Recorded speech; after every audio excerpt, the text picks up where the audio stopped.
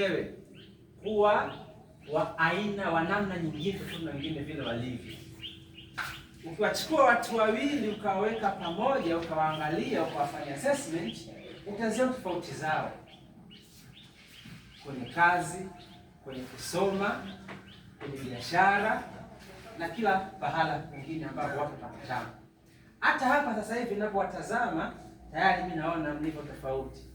Wako ambao wana kalamu na karatasi wanaandika, wako ambao wamerelax zuia wanawake kutafuta elimu yenye manufaa, badala yake imefanyaje? Imehimiza kweli kweli. Sawa? Wana ile aya inasema wanawake wanaosubiri na wanaume wanaosubiri, wanawake wanaofunga na wanaume wanaofunga. Sifa zimetaja lukuki pale kubalance, si ndivyo Haraka nitapata swali, ni haya ngapi sura gani? Obviously Mungu hasi kwamba hajibu la swali hilo, bali anakuuliza wewe na mimi tupate tafakuri. Na kama haitoshi, Allah anasema tena anawanyanyua daraja watu, lakini miongoni mwao wale wenye elimu wapata daraja ya juu zaidi. Vipi inakuwa binti wa Kiislamu anasoma chuo certificate kila sasa hapo kinyume?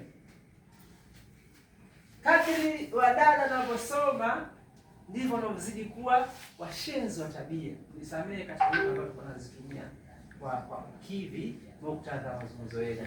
Sawa? Yaani unakuwa ni washenzi wa tabia. Unaanza kujiuliza, ishie Muslim? Amira bwana anauliza kwamba ni katika sisi yule. Yaanza kujiuliza yule ni mwenzetu, ni katika sisi yule. Yaani tayari mtu alivyo hafanani na sisi. Akasahau kabisa hii haya ambazo Allah ametuambia. Lakini kama haitoshi, Mtume sallallahu alaihi wasallam anatuambia ya kwamba huu lazima wa kuitafuta elimu kwetu sisi sote, bila kujali ni mwanamke au ni mwanaume. Kuna haya moja maarufu sana sasa hivi inafanywa mchezo kwenye TikTok. Watu wanachezea aya za Mwenyezi Mungu. Nani kaijua kwa muktadha huu unaotaja?